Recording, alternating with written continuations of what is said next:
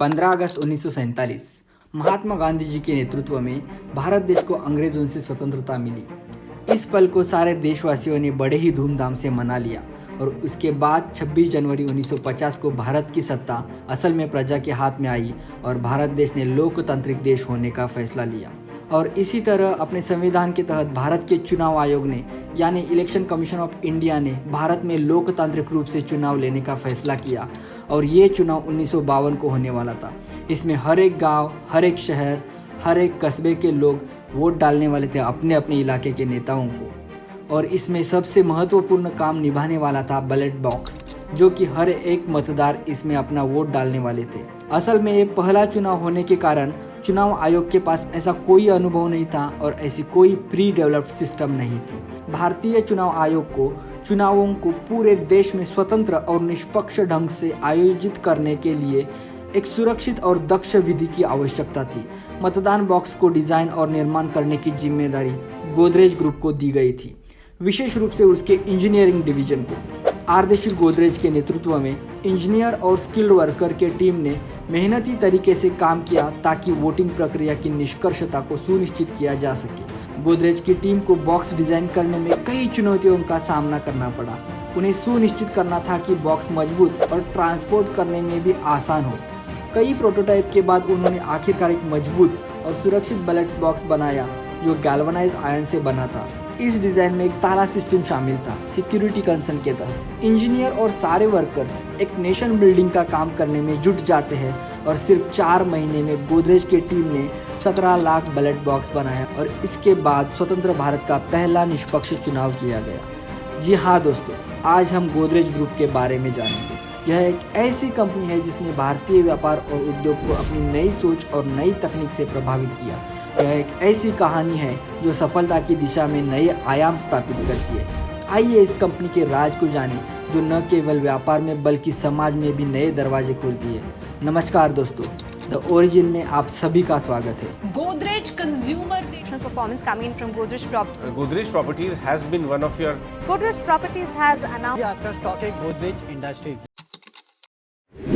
Godrej group एक Indian multinational conglomerate है, एक संगठन है जिसका हेड ऑफिस महाराष्ट्र के विक्रोली मुंबई में स्थित है, which is managed and largely owned by the Godrej family. इसे 1897 में आरदेशी गोदरेज ने स्थापित किया था। गोदरेज एक ऐसी कंपनी है जो real estate, consumer products, industrial engineering, appliances, furniture, security and agriculture product and even aeronautics में भी अपना नाम कमाया है।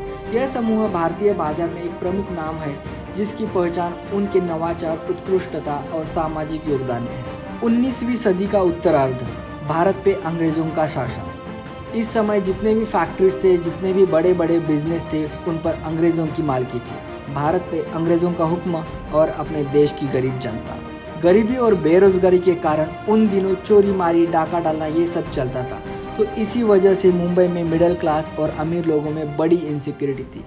1897 एक व्यक्ति जिन्हें आरदेशी गोदरेज कहा जाता था, उन्होंने एक छोटी सी ताला बनाने की कंपनी स्थापित करके वह आधुनिक दुर्घटना के समय में उच्च गुणवत्ता वाले ताले उपलब्ध करने का समाधान प्रस्तुत किया।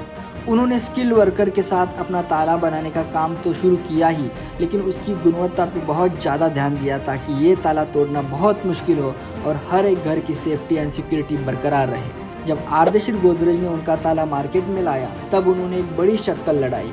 उन्होंने ताले के साथ एक लेटर भी लगाया जिसमें लिखा था कि एक ताला कोई भी दूसरी चाबी से नहीं खोल पाएगा और उन्होंने ये साबित कर दिखाया। और उनकी ये तरकीब उन दिनों मार्केट में इतनी चली कि देखते ही देखते मुंबई के साथ पूरे भारत में गोदरेज का ताला इतना मशहूर हुआ कि आरदेशी जी की ताला बनाने की कंपनी आगे गई और ये वो ताले की कंपनी थी जिसके आधार पर आज हम जानते हैं गोदरेज ग्रुप को, जिसकी शुरुआती की नींव रखी गई। उसके बाद आरदेशी गोदरेज एक नए खोज में लग गए। इंडिया में जितना भी साबुन आता था वो अंग्रेज़ों से बनाया हुआ था, जिसमें जानवरों की चर्बी का यूज़ भी था। भारतीय लोग, उसमें भी ज़्यादातर हिंदू लोगों को वो साबुन यूज़ करना उनके धर्म के खिलाफ लगता था। इस परेशानी को अवसर में बदलने का आरदेशी गोदरेज ने डिसाइड किया। उन्होंने सोचा जैसा ताला बन के लोगों की परेशानी दूर की, वैसे ही नेचुरल सोप बना के पूरे देश की परेशानी दूर करते हैं। 1918 में आरदेशी जी ने अपना चावी एक अद्वितीय साबुन मार्केट में लाया।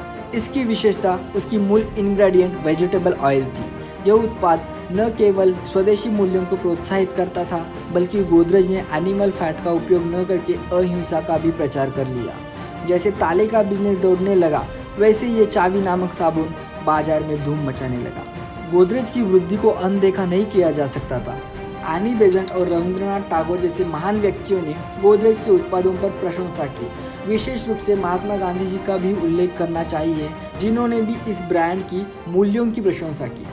1923 में अपनी विविधता को बढ़ाने की इच्छा रखते हुए गोदरेज ने फर्नीचर की दुनिया में पाँव रखा। यह वर्ष था जब भारतीय घरों ने गोदरेज की मजबूत और टिकाऊ अलमारियों को पहचाना, जो जल्द ही घरेलू आवश्यकताओं में से एक बन गई। सन 1943 से 44 एक कल्पनावादी नाम फिरोज शाह गोदरेज यानी आर्देशिर गोदरेज के छोटे भाई ने एक महत्वपूर्ण परियोजना शुरू की। उन्होंने विक्रोली नामक एक गांव को अधिग्रहण किया और उसका ट्रांसफॉर्मेशन एक इंडस्ट्रियल टाउनशिप में बदल दिया, जो कि पर्यावरण संवेदनशील भी था। अब इसी टाउनशिप में लॉक्स, अलमारी, गोदरेज सेफ और भी कई सारे फर्नीचर प्रोडक्ट बनते रहे।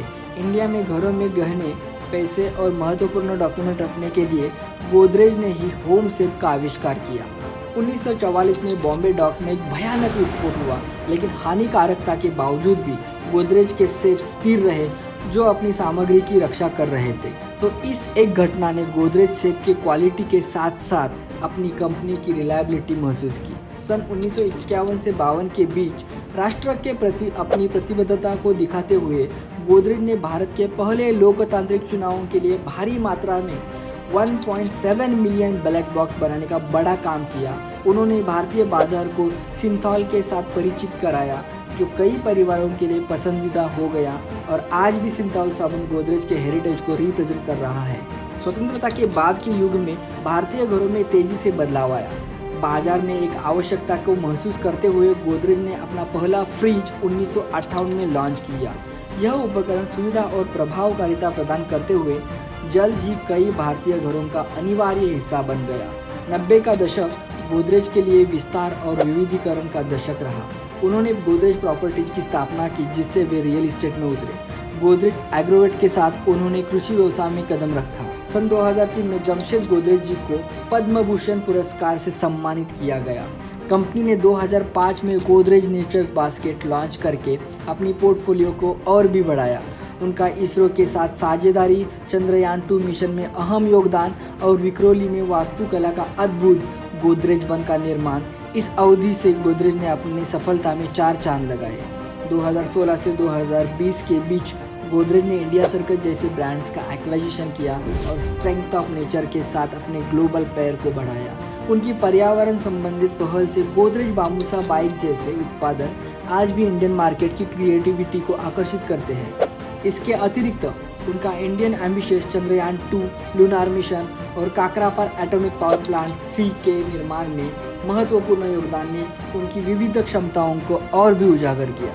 आज गोदरेज ग्रुप की Godrej consumer products limited, Godrej properties, Godrej Interio, Godrej Agrovet, Godrej security solution, Godrej appliances, Godrej and Boyce, Godrej Nature's Basket, Godrej electricals and electronics, Godrej aerospace और भी ढेर सारी कंपनियां भारत देश के साथ पूरे दुनिया में अपना विस्तार बढ़ा रही है और इसके साथ साथ भारत के सम्मान को ऊंचा कर रही है। ये थे आर्देशिर गोदरेज के मिशन, विजन एंड वैल्यूज, जो आज हमें गोदरेज ग्रुप के विशाल वटवृक्ष में दिखाई देता है, जिसमें लाखों युवाओं को रोजगार मिला और देश के तिजोरी में लाखों करोड़ों का धन, जिससे देश के लोगों की सेवा की जा रही है। ऐसे बना एक ताले से इंडियन मल्टीनेशनल संगठन, जो कल, आज और आगे भी देश के संसाधनों में वृद्धि का काम करता रहेगा।